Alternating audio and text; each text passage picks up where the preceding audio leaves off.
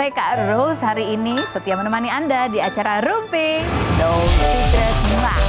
Ditemani oleh Daniel di pojok sana dan sudah hadir beberapa bintang tamu yang akan berbagi ceritanya. Yuk kita hari Senin di awal minggu ini kita mojok dulu untuk bahas apa yang lagi ramai di luar sana yang terjadi. Menjadi perhatian publik dan juga menuai banyak komentar netizen baik itu untuk hal-hal yang datang dari dunia nyata maupun dari dunia maya. Dari dunia maya, ini kayaknya dari sejak hari Sabtu apa hari Jumat gitu ya, wirawiri ini satu videonya Ricky Harun dan ini rame banget karena di situ ada tulisannya tuh seiring dengan videonya muncul terus ada kayak caption atau apa headline gitu yang mengarahkan seolah-olah bahwa Ricky Harun diduga di tempat karaoke ditemenin sama Lady Elsie tuh Lady karaoke. Lady companion gitu ya kan. Terus ada satu cewek gitu yang kayak menjelaskan, iya itu bukan aku yang di sebelah itu tapi aku pernah ketemu 3 kali 4 kali tapi aku nggak tahu dia itu udah punya istri atau enggak gitu deh. Itu sebenarnya menurut aku agak aneh ya. Kenapa tiba-tiba gitu? Sehingga netizen tuh pada bingung, ya ampun gitu kan. Ada berita ini, mana yang harus menjadi perhatian netizen? Hari ini kita fokus dulu ke Ricky Harun ya. Coba kita lihat dulu video yang beredar itu seperti apa. Berikut ini. Ya aku lagi mau lihat itu loh tulisannya apa. Soalnya kalau lihat di situ kecil-kecil. Beredar video diduga Ricky Harun tengah asik karaoke dengan wanita lain ya. Ini judul mengarahkan ya. Coba kalau kita hilangkan tulisannya ya. Kita hilangkan tulisannya terus kita lihat videonya. Aku bisa menduga dia lagi karaokean emang gitu ya sama temennya. Iya kan? Terus yang dibilang kayak siapa wanita lain gitu. Itu wanita lain ada di sebelah temennya. Iya nggak sih, benar nggak? Terus wanita lain itu kalau dibilang itu Elsie, aku nggak tahu di Elsie itu biasanya pakai baju apa. Tapi yang jelas temennya itu kayaknya pakai baju kayak biasanya aku pakai waktu dulu aku belum berkerudung kayaknya gitu ya. Masih panjang gitu lengannya. Mungkin dingin kan? Ya maksudnya tanpa ada itu tuh kita bisa berpikir positif ya nggak sih? Apalagi kan begitu ada tambahan ini nih. Ada satu akun, aku nggak tahu ini akun namanya siapa sih? Tuh. Kenapa sih di blur? Kan dia sendiri yang ngaku. Siapa sih itu namanya? Oh ya ini si pencipta itu ya. Namanya Bismillah gitu ya. Ada yang nanya, Kak yang sama Kirun beneran dulu apa sekarang? Gitu terus dibalas. Halo 2024 aku emang pernah ketemu 2-3 kali. Tapi aku bukan cewek pegawai di karaoke itu. Dan setelah aku tahu dia punya istri aku ngejauh katanya gitu ya. Terus si akun ini perempuan ini juga bikin postingan lagi tuh. Nih dia. Dulu emang bener ada beberapa orang ngajak ketemu dia, tapi aku nggak beneran nolak. Tapi aku beneran nolak. Seingat aku aku mau kenalin kamu sama artis baik-baik. Terus orang ini bilang kalau dia soal oh ada deh, kecil banget di situ ya. Bang kita lihat ya tuh, yang dia ada SS chat yang beredar juga. Tapi aku nggak tahu ini chat yang beredar siapa yang posting gitu ya. Kamu WA aja gini, bilangin ke AA, ini disensor. Aku nggak bisa keluar, capek nyich gitu ya. Ini kan juga ya nggak jelas, karena nama bisa diganti, iya nggak sih? Ini juga telepon, ini juga sering ya, telepon kayak gini ya buat telepon penipuan kan juga sering. Ini aku berusaha untuk berpikir positif gitu ya, ya nggak sih, ya nggak sih? Soalnya ini juga siapa yang ngomong nggak jelas, ngajak ketemuan juga, mungkin ketemuan apa? Ayo ketemuan bisnis kan bisa ya, bisa kan? Nah, kalau postingannya Ricky Harun kita jadi penasaran kan Ricky Harun ngomong apa? Di sini dia lagi di Korea nih, lagi di Korea sama teman bisnisnya ya. Terus captionnya dia nih yang menarik bilang, dihina, difitnah, yang sebenarnya kita nggak perlu balas sama sekali nggak perlu. Apalagi nggak cederain fisik kita, abaikan aja, abaikan. Kita nggak perlu reaktif. Ketenangan dan kedamaian hati itu mahal. Jangan izinkan siapapun merusak ketenangan dan kedamaian hati kita. Teman-teman setuju? Yang setuju tolong share video ini di story ya gitu. Terus dijawab sama Donna Harun. Donna Harun itu ibunya Ricky Harun ya. Abaikan saja biar alam semesta yang bekerja katanya gitu. Nah ini yang menjadi perhatian orang adalah ketika ada videonya. Video Ricky Harun pulang dari Korea sama Hervisa. Menurut netizen, mata Hervisa terlihat sembab. Mungkin dia kurang minum air sehingga naik pesawat itu jadi menahan air. Gila, aku selalu pikiran positif loh. Luar biasa kan? Coba kita lihat dulu videonya berikutnya. Baca komentar netizen dulu, coba kita baca. Ingat ya, lelaki kalau sikapnya sudah terlalu manis dan banyak gaya, fix dia. tanda kutip menyembunyikan sesuatu dari pasangannya. Normalnya lelaki itu sikapnya sedikit ngeyel, suka semaunya, diomongin berulang kali bau loading. Nah itu lelaki yang tulus dan gak nyimpan sesuatu rahasia atau berbuat salah. Pelajaran buat kita semua. Salah ya, salah. Bukan kayak gini nih. Perempuan kalau biasanya ngeyelan, tiba-tiba suatu hari nurut, nah itu baru. Kalau dari awal kenal sampai terakhir dia selalu nurut, ya itu memang dia. Gitu. Oke, lanjut komentar. Terlalu banyak dipuji sampai akhirnya diuji dan benar nyata adanya aib itu gitu. Ini kalau nggak percaya ya suami yang baik tuh ya, tanya Dia Permatasari ya kan Bu ya. Suami dari awal sampai sekarang nggak ada yang berubah kan Bu? Masa dia harus curiga sama suaminya dia? Yang berikut komentar. Amin. Perjuangkan rumah tangga kalian ya. Jin Dasim lagi bebas lepas di mana-mana. Yang berikut, kalau punya anak laki-laki nggak akan aku kasih nama awalannya R. Sekali lagi R. Karena kalau dari ramalan Hartguma ya semua R gitu. Iya, oke. Baiklah. Udah itu aja ya. Ngomong-ngomong soal Jin Dasim, ini aku ingetin lagi nih. Aku pernah nanya sama Ustadz. Jin Dasim itu gangguinnya gimana sih caranya gitu? Kata Ustadz siapa namanya? Jojo. Caranya Jin Dasim itu adalah membisikkan ke telinga kita untuk mengingat selalu kejelekan dari pasangan. Itu cara kerjanya, gitu ya. Baik, kita langsung menuju ke Dia Permatasari berikut ini. Kita lihat. Baik, kita sekarang bersama Dia Permatasari. Apa kabar Bu? Baik. Cantik selalu. Ini fotonya beredar lagi seiring dengan ramai pembicaraan orang mengenai apa yang pernah dialami oleh Aureli gitu ya. Dan dia speak up dari sejak tahun 2013 dan di buku Broken Strings yang dia tulis itu dia menceritakan pada saat dia dibawa untuk seolah-olah menikah begitu ya, itu pakai baju putih yang merupakan properti syuting. Dan ternyata ini juga pernah dipakai syutingnya sama ibu ya ternyata. Iya, betul. Jadi ternyata tuh dulu saya pernah jadi mamanya Aureli. Waktu saat syuting sinetron itu yang berjudul Magic. Itu saya sempat lupa loh Kak Ros. Lupanya gini, itu kan udah 13 tahun yang lalu. Saya cari-cari di Google, judulnya apa ya sama Aureli gitu kan. Terus kok ya dilihat kayak kontak batin sama si Aureli pagi-pagi. Biasanya saya nggak pernah cek-cek IG story orang ya. Tiba-tiba pagi-pagi pas habis sholat subuh tuh, aku sekilas gitu, loh kok foto aku ini ketemu nih. Terus akhirnya aku langsung ngechat si Aureli, Aureli ini kan waktu itu gini, terus akhirnya tag aku dong, aku mau punya foto ini, mau repost pokoknya. Oh iya, oke, langsung tag ke aku. Tapi dia sendiri ngikutin buku yang ditulis oleh Aureli dan ngikutin, cuman belum sampai selesai. Gitu ya. Kan kamu ya kurang lebih ala di masa-masa ketika dia bercerita itu ya. Baru tahu ya ternyata pada saat itu ya 2013. 2000 ini ingat 2013 karena sinetron di bulan ini Januari. 2013 2014. Karena saya ingat itu hujan terus dan itu syuting di Bogor. Jadi saya setiap hari itu bolak-balik Bogor itu kan stripping. Nah kebetulan kok ya dilala saya jadi mamanya gitu loh. 2013 di bulan Januari. Di kurang lebih bulan Januari saya di awal tahun. Itu hujan terus syutingnya sempat tertunda karena memang hujan terus break dulu, hujan terus break dulu gitu. Nggak, kamu seingat kamu gitu ya. Ini kan dia tulis di baju ini dia sebenarnya karena agak ya lengannya terlihat gitu. Ada bekas-bekas lebam yang terpaksa harus ditutupin pakai foundation gitu. Kamu sempat perhatiin nggak? Jujur, aku udah lupa inget karena itu kejadian 13 tahun yang lalu ya. Aku nggak tahu apa yang terjadi pada saat itu. Tapi kaget juga setelah tahu ternyata kejadian itu pada saat lagi syuting sama kita gitu loh. Iya. Kamu nggak lihat ada yang aneh ekspresinya atau apa pada saat itu? Saya memang melihat ada sesuatu yang berbeda. Itu cuman gini, Aureli itu memang lebih diem daripada pemain-pemain yang lain. Karena kan ini kan film remaja. Yang ada waktu itu kalau nggak salah ada Joshua, ada Cut Meriska apa. Saya lihat itu Aureli terlihat paling diem. Dia emang anaknya kalem ya, anaknya kalem banget. Jadi di situ saya lihat memang tidak seperti seusia dia sih, lebih kelihatan mature gitu dan nggak yang anak-anak kan kalau udah lagi break itu kan kesana kemari apa-apa, kalau dia tuh diem gitu, diem aja gitu. Diem aja, itu aja yang kamu notice pada saat itu ya? Iya, mungkin ada yang jaga.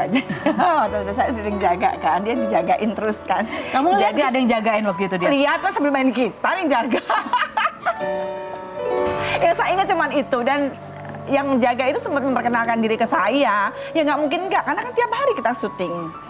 Dan saya kan intens banget karena kan saya tuh cuman syutingnya cuma sama Aureli kan, saya sebagai ibunya kan gitu. Terus yang jaga, ada lihat yang aneh gitu nggak sih? Kan sebagai perempuan gitu kan kadang-kadang suka, ini ada yang apa gitu, nih kayak nggak berani ngomong. Tapi cukup ya, mungkin pendiam karena ada yang jaga itu tadi. Ada yang jaga pada saat itu. Tapi begitu ini cerita keluar gitu, saya baru ingat semua, ingat semua. Judulnya aja tadinya saya lupa, kalau nggak si Aureli ngepost di IG story.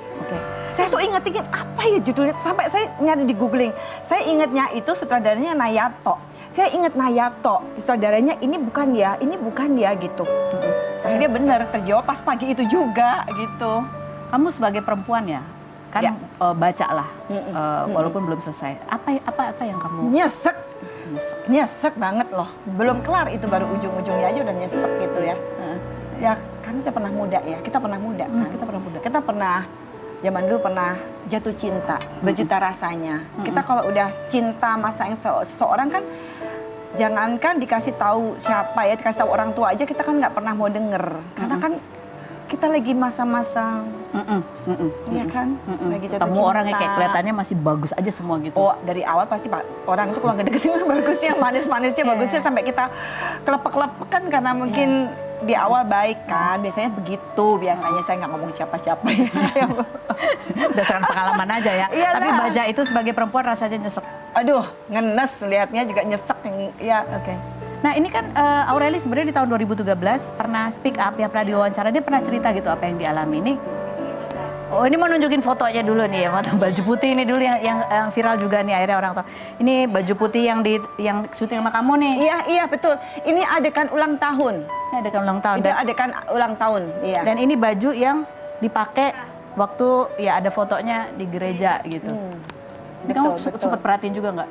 Enggak, aku nggak sampai perhatiin ternyata dia ditutup itu sama sekali. Enggak. Iya, cuma memang anaknya pendiam ya. Aureli ini anaknya memang beda dengan remaja yang lain. Kalau saya lihat pada saat itu ya dia lebih kalem gitu loh. Nih 2013 dia pernah diwawancara ya, setelah lepas itu kan dia akhirnya atas saran ayahnya gitu ya, dia memutuskan untuk buka gitu supaya tidak ada lagi ikatan-ikatan yang membuat dia susah keluar dari hubungan itu gitu. Kita lihat dulu cuplikan wawancaranya berikut ini. Nah, itu pada saat di video wawancara itu dia cerita dia mengalami ya kekerasan dan lain sebagainya, diancam. Itu kamu sempat lihat nggak tuh wawancaranya? Enggak. Enggak ya? Enggak. Oh iya yang sekarang baru lihat. Sekarang baru lihat. Pada saat itu sama sekali nggak pernah dengar tuh ada cerita itu tentang Aureli? Nggak pernah sama sekali. Saya ini setelah syuting itu, saya udah jarang banget ketemu sama Aureli kalau nggak ada acara-acara kayak event, kayak tiba-tiba ada PH apa, ngundang acara apa gitu baru ketemu. Saya nggak pernah ketemu lagi sama Aureli kecuali acara-acara itu. Ini pada saat kejadian syuting yang itu ya, Magic ya, kan di tahun Magic, 2013, pakai baju putih, terus ada fotonya waktu di gereja pakai baju putih. Itu kamu sempat tahu nggak bahwa hubungan Aureli sama yang jagain selalu itu pacaran aja, Pak? Ada pengakuan sudah menikah? Waktu itu sih yang cowoknya yang memperkenalkan diri ke saya. Itu seingat saya ya.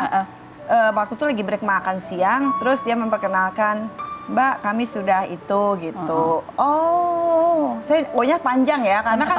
Oh, karena saya lihat Aureli masih kecil banget. Masih kecil banget ya. Masih kecil banget, masih polos banget, sepolos-polosnya. Udah gitu kan syutingnya pakai baju seragam SMA itu kan, jadi saya mikirnya kan ini masih kecil banget, kalau nggak salah 18 atau 19. Iya 18 ya. Saya sempat kaget waktu itu dari pengakuan si laki-laki tersebut gitu. Cuman saya pikir ya oke. Saya pikir ya memang begitu, memang sudah begitu menikah, saya pikir juga begitu. Pikir karena dia memperkenalkan semua orang seperti itu ya? Saya nggak tahu ke semua orang ya, ke saya sih memperkenalkan seperti itu waktu itu. Oke.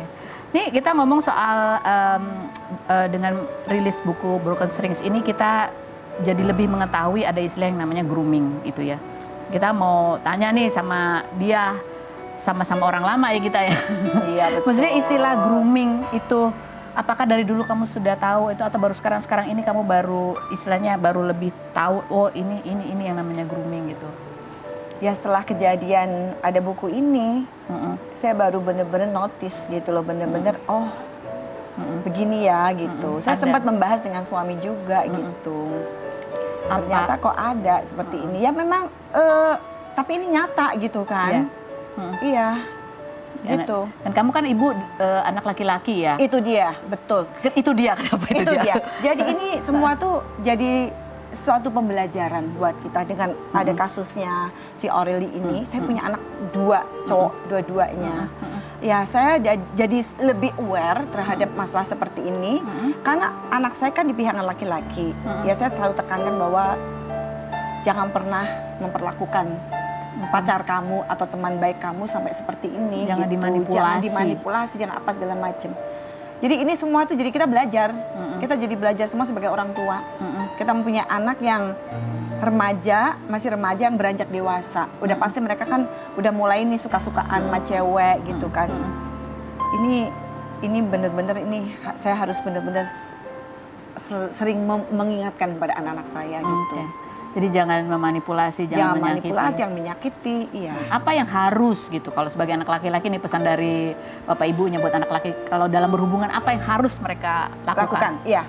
Seorang lelaki itu kan gentleman ya, harus gentleman. Kamu harus memperlakukan perempuan itu sebaik mungkin gitu loh. Sebaik mungkin, jangan pernah ada kekerasan, kasar apa segala macam. Kalau misalkan memang ini let's say contohnya kamu sudah tidak saling cocok, udah tidak saling suka, misalkan bicaralah baik-baik. Ya misalkan itu pun juga bentuk kata-kata itu kan juga bisa menjadi apa ya? Jadi menyakitkan. Menyakitkan itu jangan sampai seperti itu. Dan ya pokoknya yang sehat aja hubungannya, yang sehat aja, yang saling support dalam segala hal gitu kan pastinya. Nah itu segala hal gitu ya termasuk begini nih, ibu begini. Maksudnya laki-laki juga harus bertanggung jawab. Iya karena kita ini sebagai ibu ya. Saya nggak punya anak perempuan, tetapi sebenarnya punya anak laki-laki sama perempuan juga sama sport jantungnya gitu loh. Betul. Jadi kita sebagai orang tua di sini penting sekali loh, peran orang tua itu di sini penting. Di zaman sekarang apalagi ya, di mana informasi itu biarin terbuka. aja anak saya suka bilang, mama annoying banget sih nelfon terus ngikutin cewek. Harus. Kadang-kadang kita harus ngikutin insting kita kan. Dia pacaran misalkan sama anak orang loh itu gitu loh. Harus perlakuan dengan baik, harus manis, harus sweet, harus bicara juga harus lemah lembut apa segala macam. Jangan sampai ada sesuatu hal yang nanti menjadi atau menyakiti anak orang lain. Orang lain itu makanya itu. Dia nanti kita ngobrol lagi. Deg-degan. Itu deg-degan. Nih ibu-ibu semua deg-degan ya. Tapi kuncinya kemarin ketika kita ngobrol sama Joyce Manurung gitu ya, seorang psikolog, itu bagaimana kita orang tua itu harus terus mengevaluasi diri bagaimana cara kita berkomunikasi dengan anak-anak kita gitu. Apa istilahnya memvalidasi perasaan-perasaan mereka. Tanya itu bukan cuma udah makan belum, udah belajar belum, tapi bagaimana perasaanmu hari ini gitu. Kayak seperti itu. Aku jadi langsung introspeksi diri ya. Kita langsung ke Syahrul Gunawan dan ada Dina. Kita lihat dulu profil mereka berikut ini. Nah, kita sudah bersama dengan Syahrul Gunawan dan juga Dina. Kamu pernah syuting sama Aureli juga nggak? Aku nggak. Nggak? Nggak tahu. Sama siapa nggak tahu kamu ya. pernah Kamu saya kalau si tokoh yang satunya tuh kayaknya sih kayak pernah cuman aku lupa. Kan aku main talent. Oh, kamu main talent. Harus banget Pak. Harus banget itu ya. Tapi yang mau kita bahas sama Syahrul Gunawan bukan soal syuting, bukan soal ini ya. Tapi soal ini nih katanya Syahrul sekarang ngambil S3. Dan jurusannya adalah tentang kebijakan publik. S1-nya tentang farmasi, S2-nya tafsir Quran. S1 aku ekonomi. Oh, ekonomi. Jadi memang nggak linear. S2-nya ya agak linear lah. Bisa. Rumah aku di Jakarta waktu itu, di Lebak Bulus, di belakang PT IKI. Sekarang jadi Universitas PT IKI ya. Jadi deket deh, lagi COVID juga gitu ya. Terus gue ngapain? Akhirnya aku ikut. Ya alhamdulillah belajar agama juga. Tapi setelah dari situ kayaknya aku passionnya nggak di situ deh. Terus udah gitu nggak melanjutkan. Kok passionnya nggak di situ? Kenapa? Nggak, maksudnya aku di agama. Aku bukan mau ngambil doktor lagi terus untuk jadi guru agama misalnya. Tapi aku banyak dapat ilmu, alhamdulillah. Nah begitu masuk ke birokrat kemarin 3,5 tahun itu prakteknya kan menarik tuh, banyak hal-hal yang kayaknya masih jadi pertanyaan dan sebagainya. Setelah praktek 3,5 tahun aku pengen dapat teorinya dong. Akhirnya ya udah ada waktu, akhirnya aku ngambil S3 kebijakan publik. Oke. Ini kita lihat ini sempat jadi obrolan juga sama Hengki Kurniawan yang sama-sama pernah menjabat sebagai pejabat publik begitu ya, kita lihat. Berikut nih obrolannya menarik. Itu terakhir yang menarik ya, secara politik lemah, anggaran nggak ada, kewenangan nggak ada. Serius emang kayak begitu yang terjadi, anggaran khusus buat wakil. Ya kita harus paham lah positioning kita sebagai wakil. Ibu jangan nyerempet-nyerempet bahaya, Bu. Kemenangan nggak ada. Yang live ini, Bu, live, Bu. Nah, kalau budgetnya nggak ada, Bapak kemarin berkegiatan duit pakai apa itu? Ya, ya paling membantu saja. Ini langsung ibu Karena langsung wakil gini. ini membantu. Terus ada Membantu. kesempatan untuk mencalonkan lagi. Akhirnya aku kemarin mencalonkan dan kalah ya sudah. Buat aku nggak apa-apa. Jadi nanti nih 5 tahun lagi ada yang nawarin Bapak Sebetulnya- jadi wakil mau atau Sebetulnya enggak? aku masuk sekarang ambil doktor itu bukan untuk nantinya tuh pasti ke politik. Enggak, aku nanya seandainya nih. Iya, Udah tahu jadi seandainya, wakil itu oke. posisinya gimana gitu Ya, ya. mungkin Ibu aku mau bisa nggak? jadi praktisi ya, bisa masuk ke dalam sistem atau juga ya secara akademisnya aku bisa memberikan masukan misalnya. Oh, staf ahli gitu. Gitu karena dari beberapa aku mengalami itu kan misalnya kok banyak kebijakan yang memang tidak terintegrasi, terus kemudian juga tidak ada keberpihakan ke masyarakat misalnya. Banyak hal. Jadi aku pengen mempelajari itu aja. Maksudnya kalau berkontribusi harus pakai ilmu gitu, Bu. Oh, Yes. iya. Ibu yang menerjemahkan ya. Ini nama Sahrul Gunawan termasuk yang disebut-sebut di apa namanya di materi komedinya Panji gitu ya. Oke. Disebut sebagai Iya aku kaget loh pas awalnya, ada nama gue. Ya maksudnya ya Disebut juga. Kalau punya latar belakang artis tuh biasanya memang kemungkinan Ya. dipilihnya besar gitu. Memang itu modal politik ya. Tapi kan memang setiap orang beda-beda lah. Ada yang memang di-hire tiba-tiba keroyokan banyak di-hire terus dibayar gitu. Kalau aku memang ada dari keinginan sendiri aku masuk ke partai politik karena memang aku tertarik dengan sistem. Tapi terkenal itu memang diakui sebagai modal politik. Yes, betul. Tapi kalau jadi wakil lagi mau nggak? Dari politik Ya, kurang kuat, karena kebenaran anggaran nggak aja ada. aku artis backgroundnya. Tapi kan setiap orang punya hak konstitusional tapi itu untuk ada- dipilih dan memilih kan. Tapi itu ada ini nggak sih bahwa karena artis dipilih hanya dengan karena salah satu Ya. adalah modal sosialnya banyak orang kenal Ya. dan lain sebagainya sehingga sebenarnya ya kebutuhannya hanya untuk menarik suara aja gitu. Ya aku mengalami bahwa ternyata aku hanya menjadi vote getter. Jadi butuh semacam pengakuan bahwa aku masuk ke sini itu bukan hanya semata-mata vote getter. Oke. Jadi aku ingin melakukan sesuatu tapi belum ada ruangnya aja. Oke, makanya ini tetap proses ya panjang ya untuk pembuktian. Yes. Ibu senyum tegang ya ibu ya, ibu yang di tengah senyum tegang. Dia penjagaku. Gatekeeper ya, Bu. Ya pintar. Oke, ini yang menarik lagi. Ini dari tahu apa sih mau di VT-nya itu mau diliatin? Oke. Oh ya udah, lihat berikut. Ya.